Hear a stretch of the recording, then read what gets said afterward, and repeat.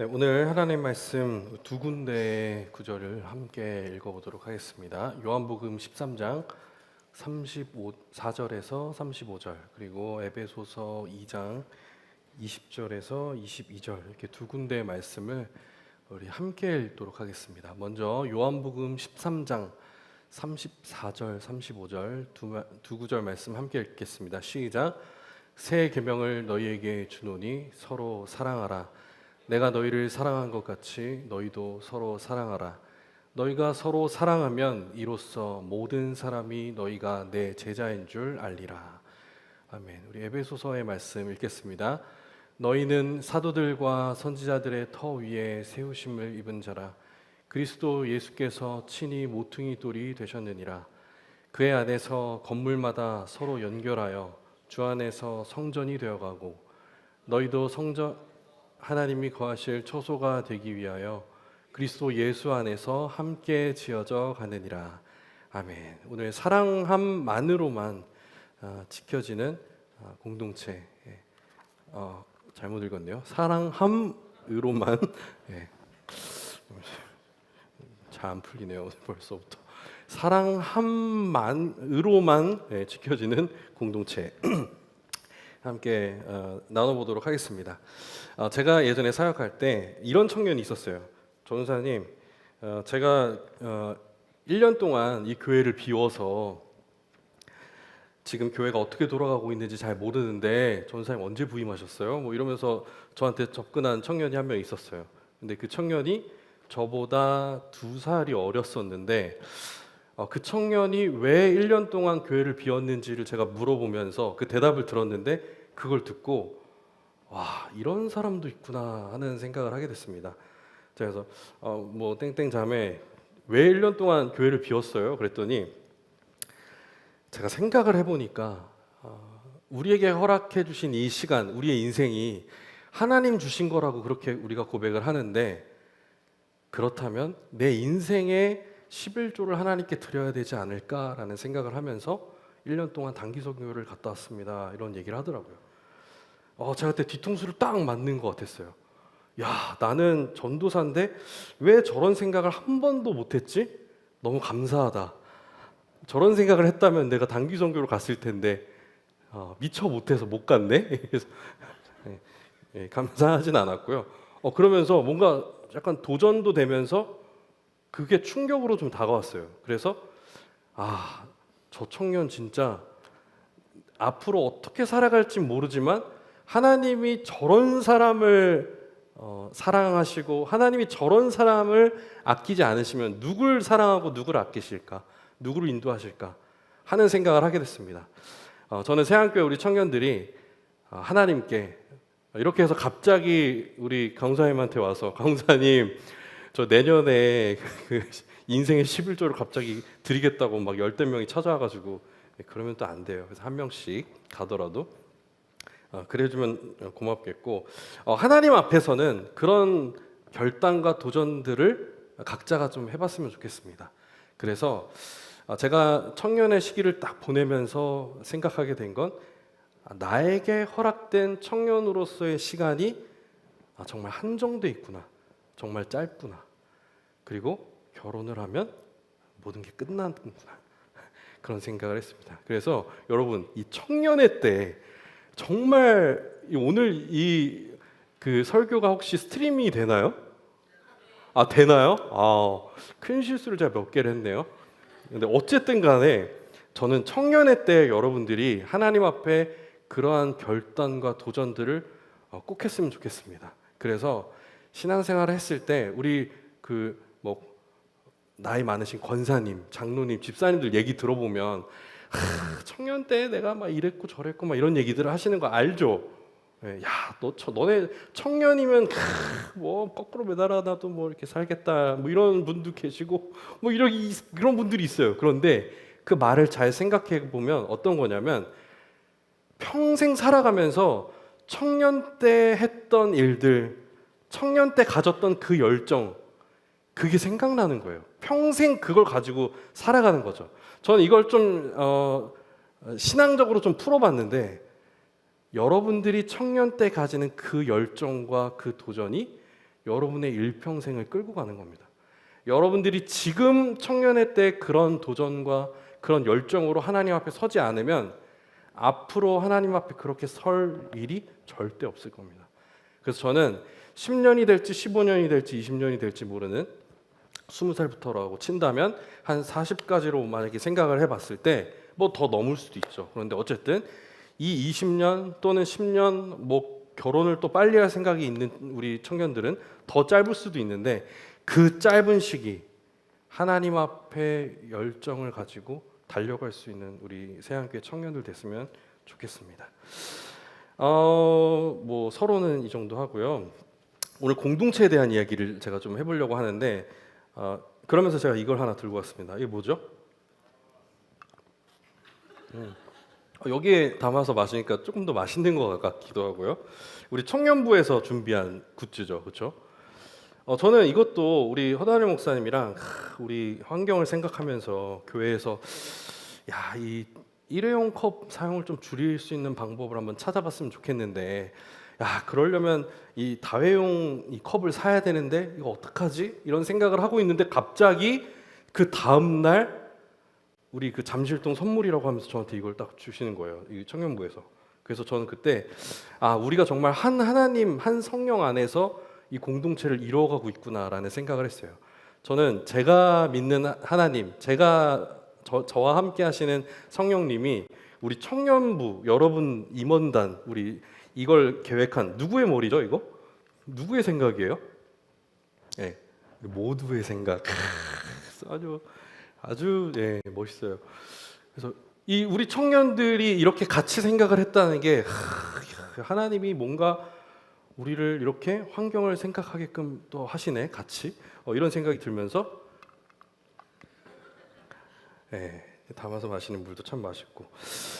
그러면서 제가 계속해서 이제 공동체에 대한 설교를 어떤 걸 좀 준비할까 하다가 제가 또 언제 청년부 올지 모르니까 제가 있었던 일들을 조금 몇 개 얘기하면서 우리 공동체에 대한 제가 마주했던 위기들이 있었거든요.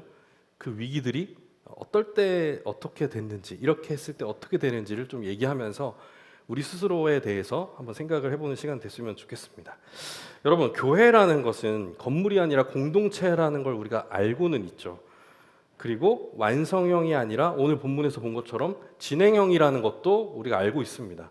그러니까 교회는 공동체고 사람이고 진행형이라는 거예요. 진행형이라는 건 완성형이 아니기 때문에 완벽하지 않다는 거죠.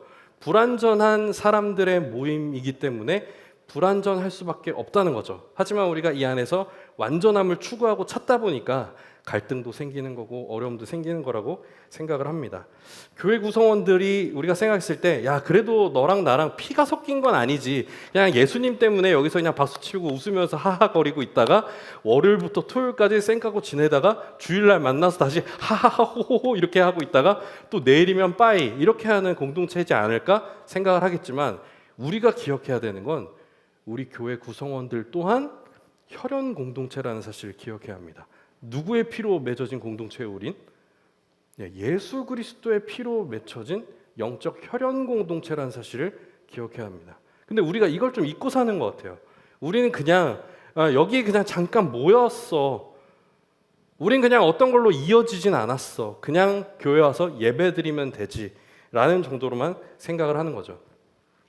하나님께서는 이러한 우리의 아주 개인적이고 이기적인 이러한 마음들을 서로 묶으시기 위해서 예수 그리스도를 보내시고 친히 십자가에 달려 돌아가게 하시면서 희생을 치러내게 하셨습니다. 예수님의 사랑이 기반이 되고 예수님의 사랑이 기반이 된 그 희생으로 인해서 이 공동체가 만들어졌다는 거죠. 그렇게 희생으로 이루어진 한 사람 한 사람의 구원, 그 구원을 따라서 감사한 마음으로 하나님 앞에 나와서 예배드리는 한 사람 한 사람이 모여서 이루어진 공동체라는 거죠. 그러니까 우리는 이 공동체 자체가 예수님의 사랑과 그 희생의 기반이 돼 있다는 사실을 기억해야 해요.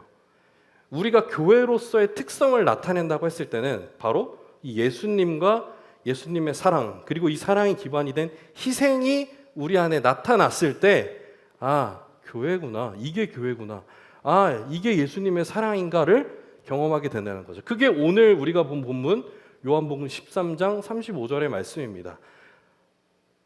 띄워주시면, 네, 너희가 서로 사랑하면 이렇게 사랑함으로써 어떻게 된다? 네, 아, 이게 잘 안 따라하는구나 우리 청년들이. 그렇죠? 근데 청년들은 항상 그러더라고요. 모든 사람이 너희가 내 제자인 줄 알리라. 고맙습니다. 어느 집단이나 그 집단의 공동체적인 특성을 지켜간다는 것이 상당히 쉽지 않습니다. 우리 교회라는 공동체도 마찬가지죠. 사랑하는 거 쉽습니까? 희생하는 거 쉽습니까? 절대 안 하죠. 그렇죠? 제가 둘째가 태어났어요. 1월 달에 둘째가 태어났고, 우리 사진은 준비되지 않았는데 우리 둘째가 태어났고 놀랐죠? 방송실? 정신 차리세요.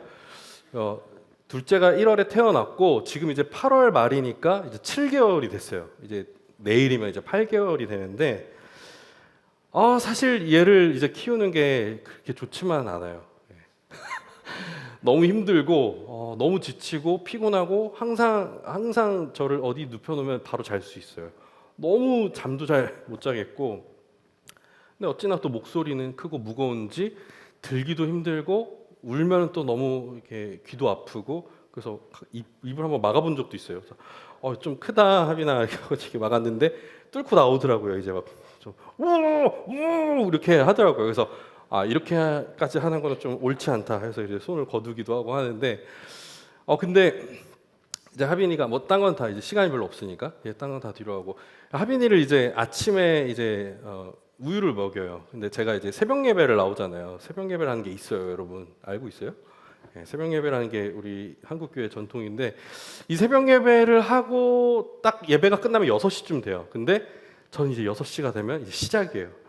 막 뛰어서 이제 집에 가면 이제 아기가 6시 반, 6시에서 6시 반 사이에 그 어느 때인가 본인이 일어나고 싶을 때 일어나거든요. 정말 하여튼 일어나는데 그래서 저는 이제 우유를 준비를 하는 거죠. 우유를 잘 준비를 해서 이 아이가 울지 않게, 울면 저도 싫고 주아도 일어나고 이제 엄마도 일어나고 하니까 이걸 깨우기 싫은 거예요. 저는. 그래서 바로 이제 눈을 딱 뜨면 이제 꽂아 넣는 거죠. 이제 꽂아 넣는데 이제는 좀 크다 보니까 우유를 먹은 다음에 자기가 하고 싶은 게 조금씩 생기는 거예요. 막 나가고 싶고 밖에 나가고 싶고 이제 일어나서 걸어 다니지 못하는구나. 좀 이렇게 몸도 이렇게 좀 펴고 싶고 막 이렇게도 해보고 싶고 밖에 나가서 장난감도 만지고 싶고 이제 이런 것 같아요. 그래서 딱 안아서 이렇게 서면 딱 울음이 그치고 조금 더 이제 징징거리면 밖으로 나가면 또 울음이 멈춰요. 그래서 이게 정말 너무 피곤한데 온 가족의 평화를 위해서 내가 할 수 있는 방법이 뭐가 있을까 생각을 하다가 이 하빈이를 제가 메고, 이 아기띠에 메고 밖으로 나가기 시작했어요. 이렇게 나간 지 지금 한 3주 정도 됐는데, 3주? 한 달 정도 된 것 같아요. 3주? 네, 3주. 근데 이 애를 이제 데리고 나가요. 그러면 6시 반쯤에 먹고 기저귀 한번 갈고 나가면 한 6시 반에서 7시 사이에 이제 나가게 돼요. 그러면 나가면 뭘 하냐면 뭐 크게 하는 건 없어요. 그냥 다니면서 저렇게 다니면서 이렇게, 그럼 허벅지가 또 두껍거든요. 허벅지도 만졌다가 뭐 발바닥도 만졌다가 뭐 이렇게 하면서 이렇게 하다가 좋아요. 그래서 너만 좋아요 지금 뭐 이렇게 하면서 막 이렇게 해요. 하다가 또 이 조그만한 아기가 또 이렇게 하다가 또 잠이 와요. 건방지게. 나는 졸려 죽겠는데 다 깨워서 밖으로 이제 나와놓고 자기는 이제 너무 좋은 거예요. 그래서 막 이렇게 하는데 이걸 좀 이렇게 나름 좋게 생각을 해보려고, 그래, 내가 얘가 이렇게 하지 않았으면 내가 나와서 운동을 했을까? 참 감사하다. 정신 승리를 하는 거죠. 참 감사하다. 하나님께서 이 하빈이를 통해 일하시네 하면서 오늘은 어느 코스로 가볼까 하면서 뭐 대치동으로 가볼까, 삼전동 쪽으로 가볼까 해서 뭐 여기저기 이제 갑니다. 그러다가 제가 오늘은 대치동 쪽으로 한번 가보자 해서 이제 다리를 건넜어요. 근데 그날 제 기억에 지난주 금요일인가 그랬는데 비가 막 억수같이 쏟아지는 거예요. 갑자기. 큰일 났잖아요. 저는 괜찮은데 이 아기가 맞으면 어떡해요? 사실은 저는 괜찮다고 생각하거든요. 아들이니까. 근데 엄마한테 혼나거든요. 예비 맞췄다고. 그 소리가 듣기 싫은 거예요. 그래서 야 이걸 어떻게 할까 하다가 손으로 이렇게 하다가 도저히 안 되겠는 거예요. 그래서 24시간 하는 어떤 뭐 카페라든지 음식점 있으면 들어가자 하고 딱 들어갔는데 거기가 어디였냐면 KFC였어요. KFC 대치동점은 24시간이에요. 와, 그래서 야 이건 진짜로 하나님이 인도하셨다 하면서 주님 제가 건강 때문에 정말 먹기 싫은데 오늘 이거 어쩌겠냐고. 이거 제가 여기까지 왔는데 그냥 가는 것도 어때요? 누구한테 이건 민폐입니까? 이거 이 가게 운영하시는 분들한테 얼마나 또 이게 또 안 좋습니까? 그래서 내가 그리스도인으로서 먹어드린다 하고 그 친구 보고 그 무슨 치킨 하나 나오는 거랑 해서 제가 시켰어요. 그래서 쿠폰 이렇게 써가지고 할인을 받아서 이렇게 먹는데 다 이제 먹고 이제 집에 가야 되잖아요. 그래서 가려고 딱 나오는데 저는 이제 항상 먹으면서 KFC 전 치킨을 진짜 좋아하거든요. 치킨이랑 피자 중에 저는 항상 치킨이에요. 근데 이 치킨이라는 이건 진짜 어떻게 이렇게 맛있을까? 야 어떻게 이렇게 이 시즈닝과 이 익힘의 정도, 이 튀김옷의 두께와 이 모든 것이 야 어떻게 이럴 수가 있지? 하면서 너무 맛있게 잘 먹고 KFC 흥하라 하면서 KFC는 또 좋은 게 뭐냐면 이 음료를 계속 먹을 수 있잖아요. 닥터페퍼 제로를 제가 2번 딱 먹으면서 닥터페퍼를 주다니 하면서 주님 정말 감사합니다. 하나님 제가 이 하빈이를 더욱더 사랑하며 키우겠습니다 하면서 딱 이제 나가는데 사진 보여주세요. 그 문에 뭐라고 써 있었냐면 이거 읽을 줄 아시죠? 위쪽을 읽어보시면 Made the hard way라고 써 있어요. 무슨 뜻인지 아세요 이거? 무슨 뜻인지 제가 몰라서가 아니라 더 정확하게 하기 위해서 구글 번역기에 이걸 이제 넣어봤어요. 그리고 구글 검색창에 제가 이걸 써봤어요. 그랬더니 이게 무슨 뜻이었냐면 우린 아주 힘든 방법으로 이것을 지켜오고 있다. 우리가 이 레시피를 아주 힘들게 지켜오고 있다. 힘들게 유지하고 있는 우리의 레시피다라는 이런 뜻이더라고요. 그래서 더 찾아보니까 2014년부터 이 KFC가 조금만 더 보여주세요. 2014년부터 그 KFC가 이제 캠페인을 진행하고 있는 건데 이 Made the Hard Way라는 캠페인이에요. 그리고 밑에 보면 이제 Made by Hand라고 돼 있잖아요. 그러니까 우리가 손수 만들었다.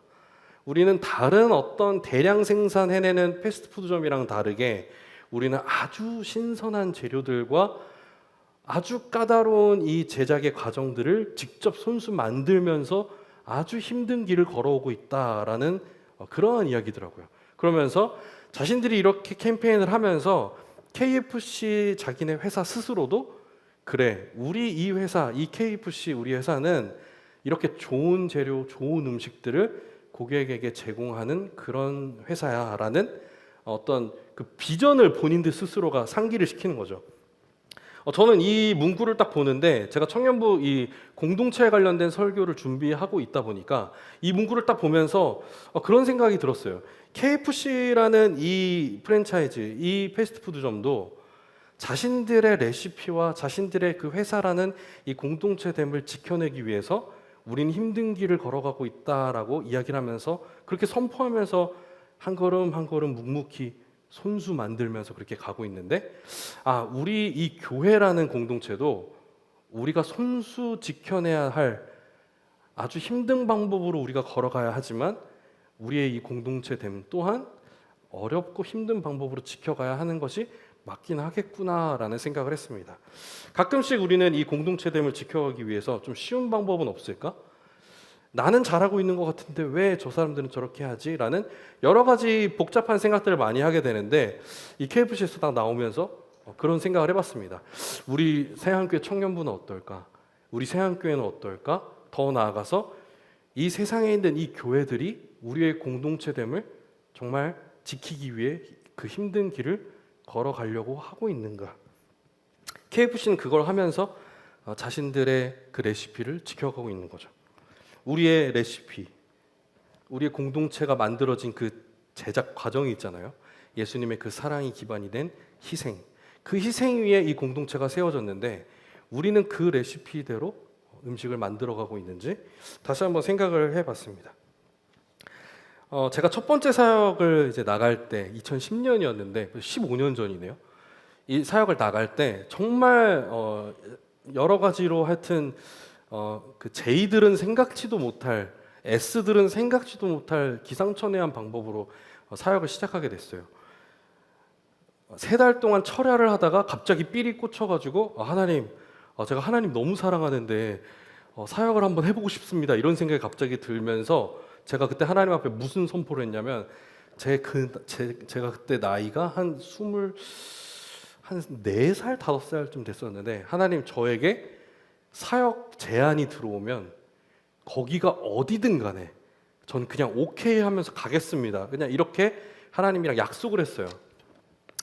1월에 약속을 했는데 9월까지 아무 얘기가 없더라고요. 그러다가 9월 2학기 개강하고 어느 날 제 친구한테 전화가 왔는데 경영아 너 혹시 우리 교회 너 혹시 사역지 찾고 있어?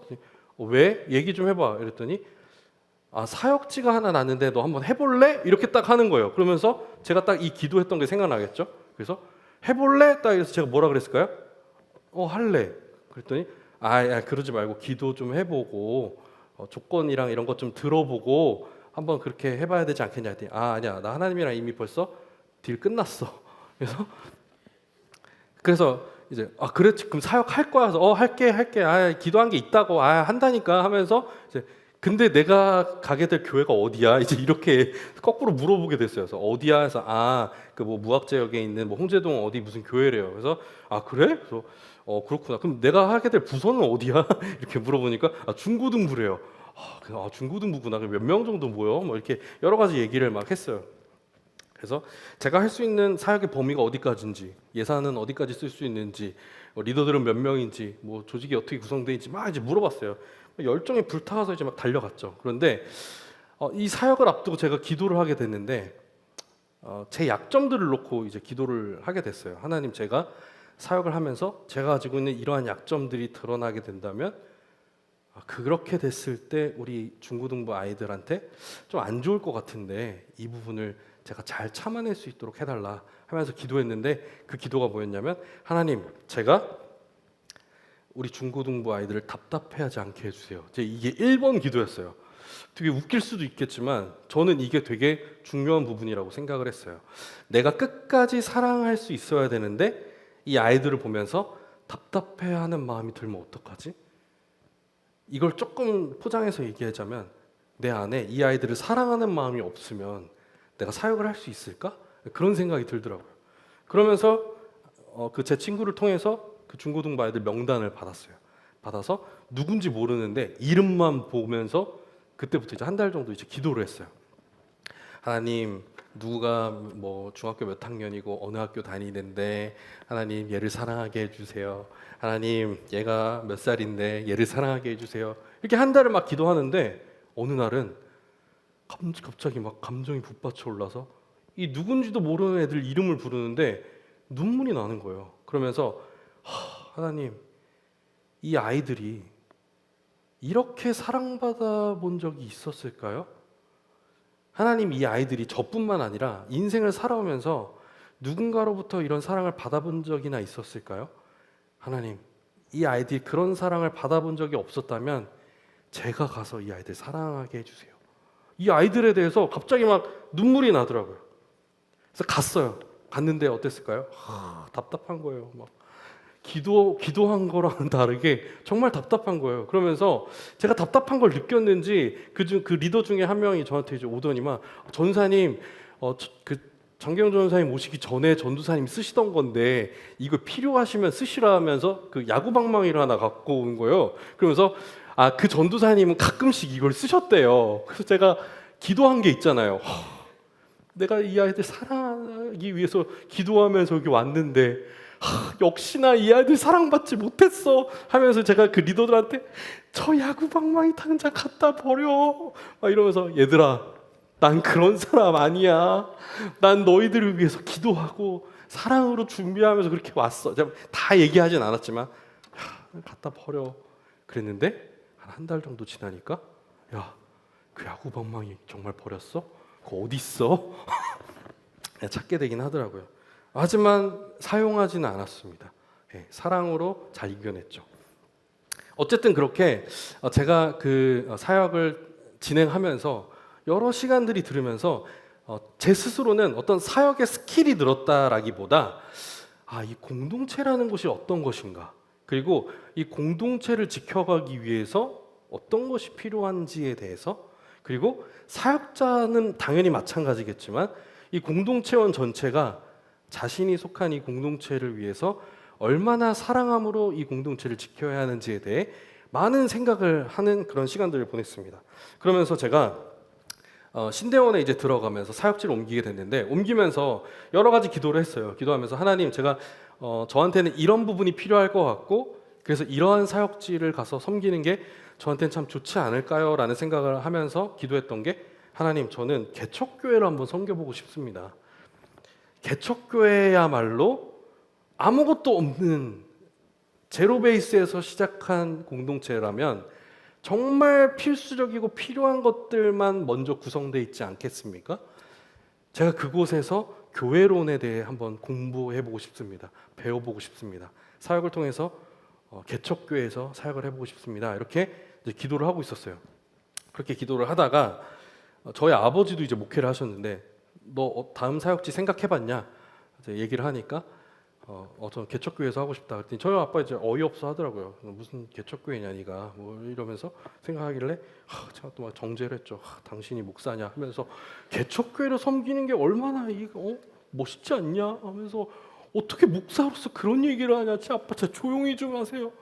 제가 누가 들을까봐 정말 저 두렵습니다. 이렇게 하면서 하다가 이제 저희 아버지가 소개를 해줬는데, 개척교회 이제 두 곳을 소개를 해줬어요. 그러면서 이번에 우리가 속한 이 노회에서 노회가 개척을 하는 교회가 하나 생겼다는 거예요. 그러면서 여기에 가면 사례비도 노회에서 제공하기 때문에 못 받을 리도 없고 아주 안정적인 상황에서 재미있게 사역을 할 수가 있을 거다, 이렇게 얘기를 하는 거예요. 근데 제 성향상 안정적이라고 하니까 재미가 없는 거예요. 근데 두 번째 사역지를 얘기하는데 여기는 막 고개를 가로저어요 벌써. 근데 아빠가 고개를 가로저으니까 저긴가 보다, 그런 생각이 딱 들면서 아빠가 이제 뭐라고 하셨냐면 여기는 그러니까 막 흥미가 생기는 거예요. 어딘데 그랬더니 그냥 충무로에 있는 한 교회인데 개척교회인데 이제 개척한 지 이제 1년 정도 됐는데 담임 목사님이 이제 도망을 갔대요. 근데 뭐 도망을 갔다기보다 담임 목사님이 같이 개척을 해놓고 개척한 지 1년이 안 돼서 다른데 청빙을 받아서 이제 외국으로 가신 거예요. 그래서 근데 이제 이 성도님들은 그렇게 떠난 목사님, 교육자들에 대해서 약간 회의심도 들고 미움도 있고, 그러니까 교육자에 대한 리스펙도 전혀 없는, 오히려 처음에 새롭게 세워진 곳이라면 오히려 더 좋을 수도 있는데 안 좋은 감정을 갖고 있는 개척교회인 거예요. 근데 저는 이제 딱 그걸 듣는 순간 여기다. 그래서 이제 난 거기로 갈래. 그래서 근데 그 지금 이제 하시는 목사님이 너를 좀 왔으면 좋겠다라고 얘기를 하는 거예요. 그래서 야, 내 이름까지 이렇게 불러서 오라고 한다면 난 무조건 가야 되지 않겠나 하고 갔습니다. 갔더니 이제 청소년부래요. 또 알겠습니다. 청소년부 갔는데 청소년부 아이들 5명이 있더라고요. 한 달 동안 사역을 했는데 갑자기 어느 날 담임 목사님이 저를 부르셔서 사실은 내가 너를 속였다 하면서 너를 대학부를 맡기기 위해 사실은 부른 거였다, 이렇게 이야기를 하시는 거예요. 그래서 더 재밌는 거예요. 그래서 야, 이 신박한 상황은 뭐지? 그래서 이게 개척교회의 묘미인가? 그래서 야, 이거 뭐지? 하면서 대학부 좋죠. 하면서 이제 대학부를 제가 제 기억에는 3월인가 4월부터 이제 맡게 됐어요. 대학부를 하는데 제가 가관이더라고요, 진짜. 왜냐하면 이 아이들이, 이 구성된 이 아이들 자체가 거의 7-80%가 스카이에 다니는 아이들이었고, 지방에서 서울에 학교가 돼서 이제 올라왔는데 있을 곳은 없고 하니까 소개 받아서 이제 온 아이들인 거예요. 그러니까 전부 다 서울권에서 학교를 다니면서 거기다가 스카이에 다니는 아이들이 진짜 많은 비율을 차지하는 그런 엄청난 아이들로 구성되어 있는 그런 공동체였어요. 겉으로 봤을 때 사람들이 야, 니네 대학부는 진짜 대단하다. 많은 사역을 할 수 있을 거다라고 그렇게 바라볼 만한 교회였어요. 그런데 저는 이제 대학부 담당으로 우리 아이들 한 명 한 명을 이야기해보고 신앙의 상황을 점검해 보니까 이 아이들이 스카이를 오기 위해서 중고등부 시절을 보낸 적이 없는 거예요. 다 그냥 엄마 따라서 주일 1, 2부 예배만 드리고 간다든지 고3 때는 아예 교회를 안 나온다든지 공동체에 소속감도 없고 소속돼 본 적도 없고 소속되고자 하는 의지도 없고 왜 그래야 되는지도 모르고 그러니까 정말 모래알 같은 아이들이었던 거예요. 심지어 이 아이들이 지방에서 오다 보니까 방학 때만 되면 다 집으로 가요.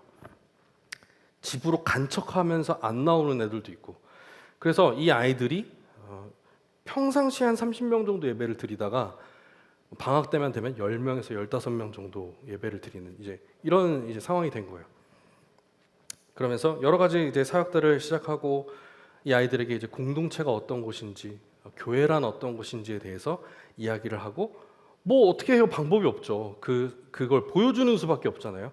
예수님이 이렇게 사랑하신다라는 말을 해봤자 들어먹지를 않아요. 그러니까 그 사랑을 보여줄 수밖에 없는 거예요. 그래서 이 아이들한테 필요한 게 뭐가 있는지 막 달려가서 사주고 같이 밥도 먹고 이야기도 듣고 뭐 이러면서 이제 사역을 했어요. 1년, 2년 하다 보니까 이제 리더십이 구성이 되고 이 공동체가 이제 조직이 좀 잘 갖춰지는 것처럼 그렇게 보여졌어요. 그런데 그러던 어느 날 드디어 이제 문제가 생기게 됩니다. 이 대학부에 무슨 일이 생겼냐면 일단은 교육자에 대한 리스펙도 별로 없었고 그것까지는 이해해요. 그래서 저는 그래 니네가 나 무시하냐? 나도 너 무시한다. 그냥 뭐 이런 생각을 하면서 모르겠다.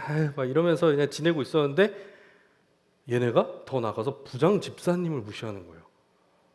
근데 약간 이제 그때 뭔가 제가 참아오던 게 좀 폭발하는 느낌이 들더라고요. 그래서 이거 선 넘네. 그래서 너네가 선 넘어? 나도 선 넘지. 하면서 조금 이제 화가 나기 시작했는데 이 아이들이 그동안 공동체에 대해서 무시하고 별거 아닌 것처럼 행동하고 했던 것들이 이 아이들의 말 한마디 한마디 행동 하나하나에 제가 다 폭발해 나오기 시작한 거예요.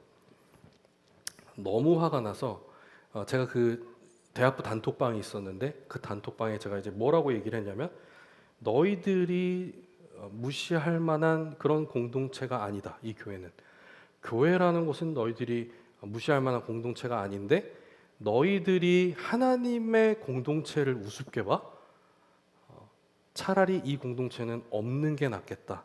내가 내 사역을 마무리하는 한이 있어도 우리 대학부를 내가 여기서 반드시 없애고 나가겠다라고 제가 단톡방에 딱 던지고 퇴장을 했어요.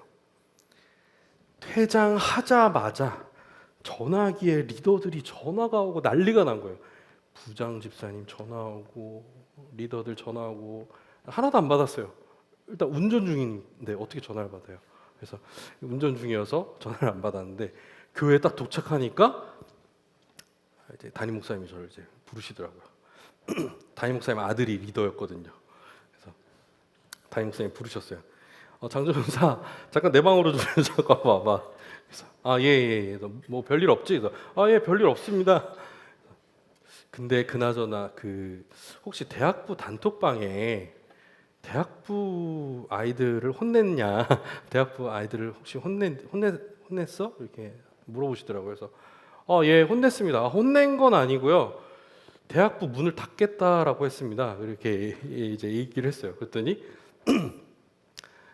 우리 그 담임 목사님이 굉장히 어이없어하시면서 장조연사 그래도 대학부 담당인데 대학부 문을 닫는다는 게 말이 되냐? 그래서 그 리더들을 빨리 용서해 줘라.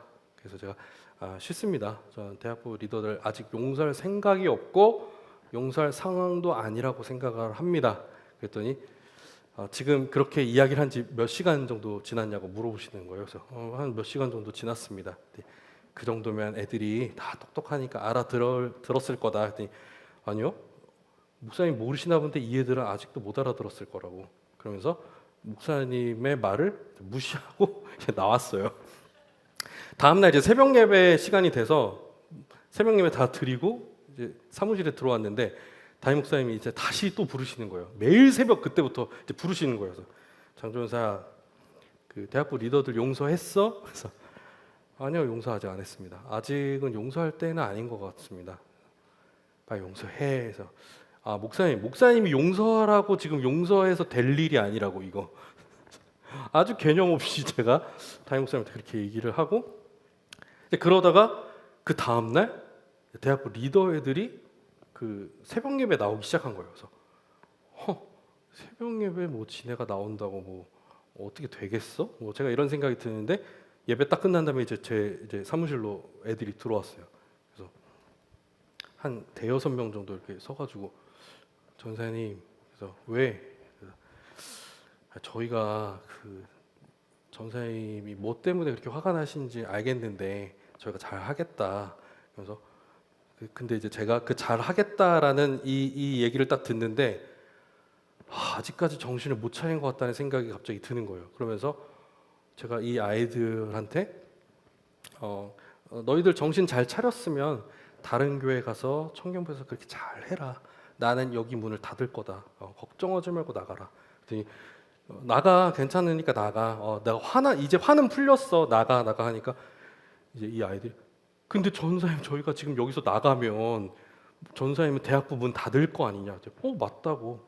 그래서 근데 나가라. 그래서 어쨌든 내보냈어요. 내보내고 나중에 이 아이들한테 들은 얘기가 바로 1층에 이제 교회 카페가 있었는데 카페에 가서 자기네끼리 회의를 했대요.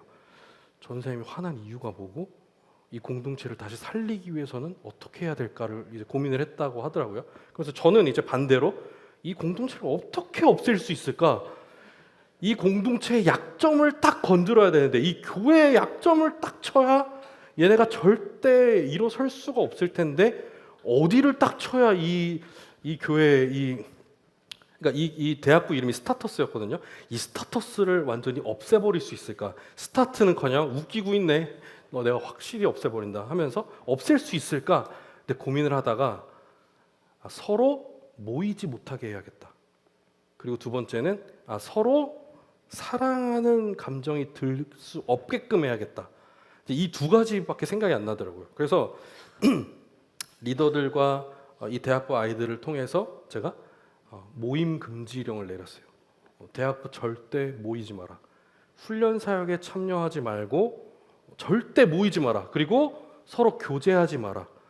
뭐 그때 이제 거기는 제 기억에 그 소그룹이라고 그냥 불렀었거든요. 그 리더 이름을 붙여서 뭐 이제 뭐 연서가 있으니까 뭐 예지, 김예지 소그룹 이렇게 이제 했었어요. 근데 소그룹 모임 금지, 모임 기타 그 외 모든 모임 금지, 말씀 공부하는 성경 공부 모임 금지, 절대 모이는 거 다 금지. 모이지 못하게 하면 이 공동체는 없앨 수 있다라는 확신이 제 안에 딱 들었어요. 그러면서 제가 이 교회에 오면서 처음 했던 기도, 저의 바람들이 갑자기 생각이 나더라고요. 공동체에 대해 알고 싶었고 개척교회를 통해서 교회에 대해서 알고 싶었는데 갑자기 그 순간 교회 공동체에게 모인다는 것이 진짜 이 생명이고 핵심일 수밖에 없구나. 그런 생각이 들더라고요. 제가 모이지 말라고 그렇게 이야기했고 리더들한테 그렇게 화를 냈고 결국에는 이제 리더들이 찾아와서 막 울면서 무릎 꿇고 막 이렇게 좀 회개기도 하고 막 그렇게 이제 하면서 잘 풀렸어요. 그래서 네, 그래 이제 똑바로 하자 니네 뭐 이러면서 다시 이제 공동체가 좀 이제 단합을 하면서 그때부터 이제 쭉 달려갔는데 이제 이 애들 내일 또 만나겠다고 내일 잠실로 오기로 했어요. 그래서 내일 뭐 임신했다고 목사님 임신했어요 하면서 내일 이제 오기로 했는데 이 아이들과 그때 그랬던 이 일이 이 아이들에게 있어서도 굉장히 큰 어떤 경험이 됐더라고요.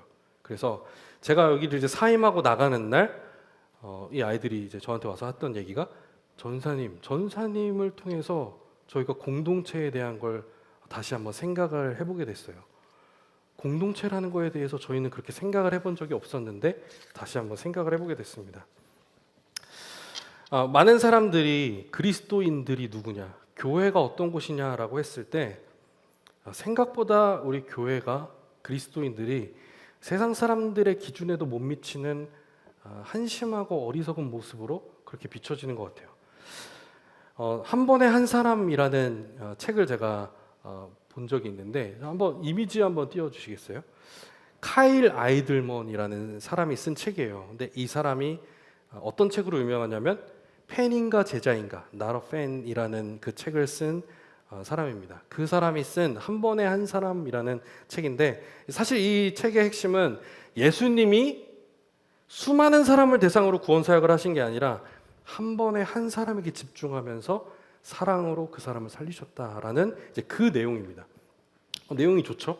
근데 그 내용 중에서 이제 6장을 가면 챕터 6에 내 손에 움켜진 정죄의 돌 누구도 살리지 못한다라는 그 구문이 나옵니다. 그러면서 거기에서 자기 의에 빠진 성난 그리스도인들이라는 표현이 나오는데 어떤 한 사람이 있었는데 한 남자가 한 여자와 만나서 결혼을 했어요. 아이를 낳았고 이 아이 이름은 칼렙이라는 이름이었어요. 그런데 이 부모가 나중에 커밍아웃을 해요. 그런데 이 커밍아웃을 어떻게 하냐면 이 남자는 남자와 사랑에 빠지고 이 엄마는 여자와 사랑에 빠져요. 그래서 각각 동성애 커플이 돼서 그렇게 커밍아웃을 하게 됩니다. 이 동성애자 부부가 이 칼렙을 같이 키우는데 매년 하는 동성애 퍼레이드에 참석을 하는 거예요. 그 축제에 이제 참석을 하고 이제 미국입니다. 이 배경이. 그런데 한 펍에 가서 이제 음식을 먹고 있는데 한 사람이 이 부부에게 와서 컵에다가 소변을 담아서 얼굴에 뿌리고 가는 거예요. 이 아들 칼렙이 왜 가만히 계세요? 라고 하니까 저 사람들은 기독교인들이야. 그들은 사람들을 미워해 라고 이야기를 했답니다. 율법을 향해서 열심을 가지고 있던 그 종교 지도자들이 정죄의 돌을 가지고 예수님의 발 앞에 한 여인을 끌고 가죠. 마치 그 모습처럼 하나님을 향한 열심이 있었는지 기독교 진리를 수호하겠다는 그 열망이 있었는지 어쨌든 그 열망에 불타는 그 기독교 신자라고 불리는 사람들이 동성애자들에게 소변을 뿌린 겁니다. 그 열심은 결국에는 율법을 수호하지도 못하고 기독교 진리를 방어해내지도 못하죠. 오히려 예수님을 삼킨다는 겁니다. 그들의 열심이. 요한복음 2장 17절 말씀은 주의 전을 사모하는 열심이 나를 삼키는도다라고 이야기를 합니다. 하나님을 향해서 열심을 갖고 있는 사람들의 그 열심이 하나님께 기쁨이 될 수도 있겠지만 그 열심으로 인해서 예수님을 삼키게 되는 경우도 있다는 거죠. 우리 모두가 다 공동체를 위해서 이 교회를 위해서 열심히 하려는 마음으로 달려듭니다. 그런데 그 열심으로 인해서 예수님이 기뻐하시지 않은 일을 할 수도 있다는 얘기입니다. 마치 이날 이 동성애자들에게 소변을 뿌렸던 이 기독교 신자라고 불리던 이 사람들처럼 말이죠. 그러면서 이 교회가 기도하는 사람들의 모임이 돼야 되는데 강도의 소굴이 됐다라는 것에 예수님이 한탄을 하시며 예루살렘 성에서 상을 엎으신 걸 우리는 알고 있죠. 강도의 소굴, 어떤 곳이죠? 강도들이 모여 있는 곳이에요. 강도들은 자신에게 이익이 되기 위해서는 남에게 피해가 가든 말든 생각을 하지 않는 사람이 강도입니다. 그리고 강도의 소굴은 이러한 강도들이 강도짓을 할 때 나 강도입니다 하면서 강도짓을 하지 않죠. 아닌 척하다가 강도짓을 하는데 이 강도의 소굴에서는 모두가 다 강도이기 때문에 그런 것을 개의치 않고 드러낸다는 거죠. 우리 교회 공동체가 여러분 세안교회 이 청년부가 어떠한 곳인지 모르겠습니다. 만민이 기도하는 집으로 잘 유지되고 있는지 아니면 강도의 소굴처럼 하나님을 향한 이 공동체를 향한 열심이라는 그 미명하에서 하나님의 마음을 아프게 하는 일들이 마치 강도의 소굴처럼 막 드러내면서 하고 있진 않은지 우리의 모습을 돌아볼 필요가 있습니다. 무례한 기독교라는 책이 또 있어요. 이 이름 자체가 아주 충격적이죠. 이 무례한 기독교가 제가 대학교 다닐 때 되게 많이 유행을 했었는데 쉽게 말해서 기독교가 무례하다는 거예요. 기독교가 절대 진리를 믿고 따른다는 그 이름 하에서 사회적으로는 굉장히 막 한다는 거죠. 공공선을 위해서 그들이 움직이려고 하는 것이 아니라 무례하게 행동을 한다는 겁니다. 쉽게 말해서 현대 기독교인들이 싸가지가 없다는 거예요. 싸가지가. 그리스도인들이라고 불리는 이 사람들이 교회 안에서도 그렇고 밖에서도 싸가지가 그렇게 없다는 겁니다. 우리가 절대 진리, 그 절대 불변의 진리를 우리가 믿는다는 그 확신, 그것이 우리에게 자신감과 자부심이 될 수는 있지만 그것 때문에 나가서 막 할 수는 없다는 거죠. 단순히 우리가 사회적으로 공공의 선을 위해서 어떠한 모습으로 살아가야 하는가, 그렇게 우리가 마주할 문제가 아니라 우리가 정말 그리스도인이 맞는가라는 것을 생각을 해볼 필요가 있습니다. 아까 제가 그 동성애 부부 그리고 칼렙이라는 그 아이의 얘기를 했었는데 마무리를 좀 해보면 이 칼렙은 한 성경 공부 모임에 초대를 받게 돼요. 결국 이 아이가. 그런데 이 아이가 악에 받쳐 있잖아요. 엄마 아빠 얼굴에 소변을 뿌린 사람들이 기독교인이다. 이 생각이 마음속에 있는 아이예요. 그리고 이 부모로부터 그리스도인들, 기독교인들은 사람들을 미워해라는 그 마음을 가지고 있는 사람들이죠. 그러니까 성경 공부 모임에 초대됐을 때 어떤 마음을 가졌냐면 내가 반드시 저 모임에 들어가서 이 사람들에게 피해를 주고 방해를 해야겠다라는 악에 바친 마음으로 이제 들어가게 됩니다. 그렇게 해서 이제 분란을 일으키기 시작하는데 신기한 건 이 모임의 리더였던 위스라는 사람이 있었는데 흔들리지 않는 거예요. 이 사람이 어떠한 태도로 이 칼렙이라는 아이가 어떠한 태도로 자기에게 대응하건 이 위스라는 리더는 온화한 태도로 일관을 합니다. 끝까지 버텨냅니다. 끝까지 지켜내요. 이 사람은 예수님의 삶을 따라서 살기로 결단한 사람이었습니다. 옆에 있던 두 친구들도 마찬가지였어요. 이 두 친구들도 이 칼렙이라는 친구가 계속해서 분란을 일으키고 힘들게 하고 어렵게 하고 하지만 흔들리지 않아요. 오히려 어떻게 복수를 하냐면 친절로 복수를 합니다.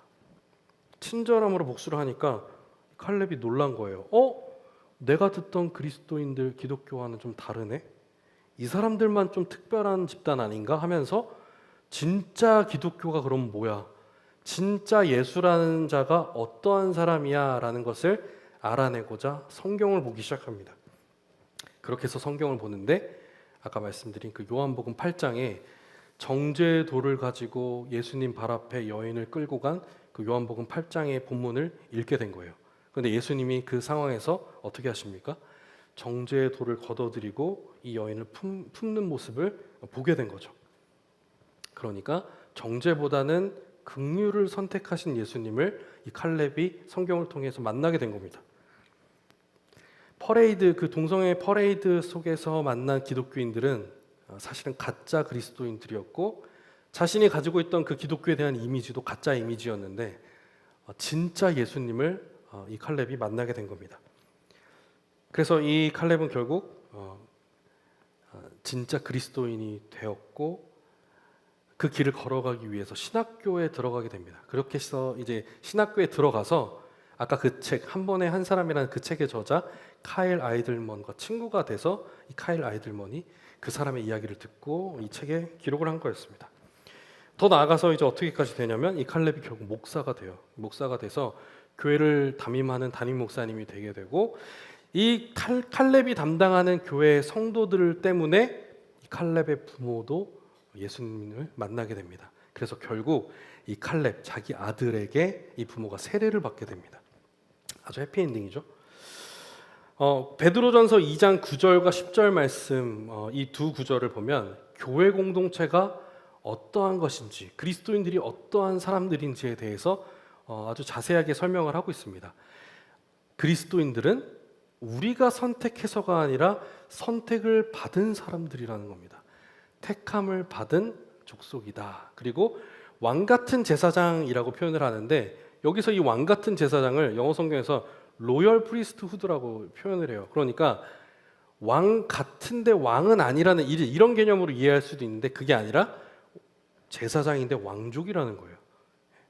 우리를 부르셨는데 하나님 앞에 우리의 죄 문제를 가지고 예수 그리스도와 함께 직접 나아갈 수 있는 제사장으로서 우리를 부르셨고 뿐만 아니라 왕이신 하나님의 가족이라는 거죠. 그리고 우리는 누구의 소유입니까? 하나님의 소유물이라는 겁니다. 하나님이 넌 내 거야 라고 찍으셨다는 거예요. 그리고 또한 이제 그러한 우리들이 어떻게 살아가야 하는가? 이는 너희를 어두운 데서 불러내어 그의 기이한 빛에 들어가게 하시니, 바로 이 예수 그리스도의 아름다운 덕, 그 복음을 전하게 하기 위해 우리를 부르셨다는 겁니다. 그렇게 볼 때 우리는 하나님의 백성 그리고 긍휼을 얻은 자라는 이 정체성을 가지고 살아가야 하는 그리스도인들이다라는 이 이야기를 하는 겁니다. 제가 좋아하는 영화 중에 그 어벤져스, 제가 너무 좋아하거든요. 제일 좋아하는 캐릭터는 아이언맨이었는데 나중에 닥터 스트레인지가 등장하면서 닥터 스트레인지를 너무 좋아하게 됐어요. 닥터 스트레인지가 왜냐면 너무 세거든요. 전 센 캐릭터를 좋아해요. 그러던 중에 이 닥터 스트레인지가 그 지키는 그 스톤이 뭐죠? 네, 타임스톤, 그죠? 이 타임스톤. 근데 닥터 스트레인지가 그 인피니티 워에서 어떻게 돼요? 인피니티 워에서 타임스톤을 타노스한테 이제 딱 주고 마지막에 그 핑거 스냅으로 그래서 막 바람처럼 이제 날아가죠. 너무 짜증이 났어요. 저는 닥터 스트레인지가 어떤 존재인데 감히 타노스 따위가, 그래서 너무 이제 화가 났었는데, 이제 마지막 엔드 게임에서 각자가 그 멀티버스 안에 존재하는 그 스톤들을 다 가지고 오기 위해서 출동을 하죠. 그러면서 헐크가 이제 에이션트 원에게 가서 타임스톤을 달라고 하는 그 장면입니다. 그 사진 한번 좀 보여주세요. 너무 멋있는 사진인데. 그러면서 이때 이제 그 타임스톤을 이야기를 하면서 너희들이 지금 무슨 일을 하고 있는지 너네는 아마 모를 거다.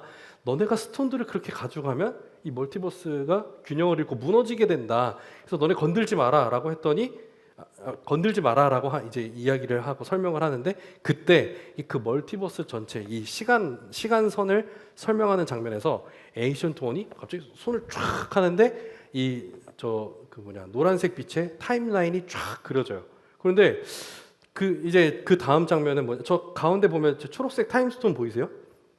예, 여러 개의 타임스톤이 이제 이렇게 딱 이제 구성이 되고, 여기에서 여기로 나간 멀티버스에 또 타임스톤이 있고 막 이렇게 또 이제 설명이 되는데, 저는 이제 이거를 딱 보는데 무슨 생각이 딱 들었냐면, 야, 이게 교회인데라는 생각을 했어요. 왜냐하면 우리가 생각했을 때 교회는, 이 이미지 잠깐 계속 보여주세요. 우리가 생각했을 때 교회는 우리 세안교회, 또 우리 옆에 누가 있죠? 하늘비전교회, 또 이제 남포교회도 있고 여러 이제 교회들, 이런 교회들을 우리가 생각을 하게 되잖아요. 그런데 하나님께서 우리를 교회로 부르셨다라고 했을 때는 사실은 이 우주적 교회를 의미합니다. 이 우주적 교회가 그러면 어떤 것인가? 바로 이 에이션트 원이 선을 쫙 그린 것처럼 하나님께서 창조를 하셨을 그때부터 지금 현재와 이 세계가 멸망할 그때까지, 예수님의 재림하실 그날까지를 타임라인으로 쫙 그린다고 했을 때 이 타임라인 전체에 성도들이 다 존재하겠죠. 이 존재하는 성도들 전체의 집합이 바로 교회예요. 이게 우주적 교회예요. 하나님께서 우리를 교회로 부르셨다라고 했을 때, 우리의 교회됨을 지켜간다라고 했을 때, 우리는 단순히 이 지교회, 이 세안교회로 우리를 모셨다라고 생각을 하면 안 되는 거예요. 이렇게 되니까, 이렇게 이해를 하니까 공동체를 지켜간다라고 했을 때, 서로 사랑하라라고 했을 때 우리는 어떻게 이야기하냐면 MBTI로 아이가 고통받는 세상이 된 거예요. 아이는 왜 이렇게 공동체됨을 못 지키는 거야? 사교성, 사회성이 우리에겐 정말 중요하구나. 이런 거 없는 사람들은 교회 공동체 안에서 버텨내기가 힘든 세상이 돼버렸어요. 그런데 200년 전에 죽은 그리스도인이랑 여러분 어떻게 서로 사랑할 거예요? 우리가 생각하는 서로 사랑한다는 건 그런 의미 정도가 아니라는 거죠. 우리가 생각하는 교회가 우리가 생각하는 것보다 훨씬 더 어마무시하게 큰 하나님의 엄청난 구원 역사 안에 있는 공동체라는 사실을 우리는 기억해야 합니다. 그걸 기억할 때 우리는 단순히 우리의 제자됨과 교회됨을 지켜가는 것이 우리의 사회성을 길러내야 되는 것과는 다른 문제라는 것을 우리가 생각을 하게 되는 겁니다. 우리는 결국 서로 사랑하는 사람이 돼야 된다는, 다른 사람들을 서로 사랑하는 사회성을 늘리는 그런 이야기가 아니라 사랑하는 사람이 되어야 한다는 정체성과 연결된 이야기라고 우리가 이해를 해야 한다는 사실이죠. 그렇게 할 때 우리는 서로 사랑함으로 이 공동체가 지켜질 수 있다. 예수님께서 그렇게 만들어내신 공동체고 그렇게 불러주신 성도들이기 때문에 그 사랑을 받은 사람은 예수님의 사랑을 그렇게 드러낼 때에야 이 공동체의 공동체됨을 지켜갈 수 있다라는 것이죠. 우리는 오늘 말씀을 마무리하면서 요한복음 13장의 말씀을 함께 봤는데, 이 13장은 사실은 우리 편안하게 에어컨 밑에서 편안하게 읽었지만 예수님 돌아가시기 직전에, 체포되시기 직전에 예수님께서 이야기하고 계신 아주 긴장감 넘치는 긴박한 상황을 우리가 읽었습니다. 그런데 이 긴박한 상황에서 제자들은 누가 더 크냐, 제자 중에 누가 더 크냐, 이런 논쟁을 하고 있었어요. 누가 더 크냐라는 이 논쟁은 사실 반대로 얘기하면 누가 더 작냐라는 논쟁과 다르지 않습니다. 그러니까 우리 공동체 안에서 네가 더 잘났냐? 내가 더 잘났다.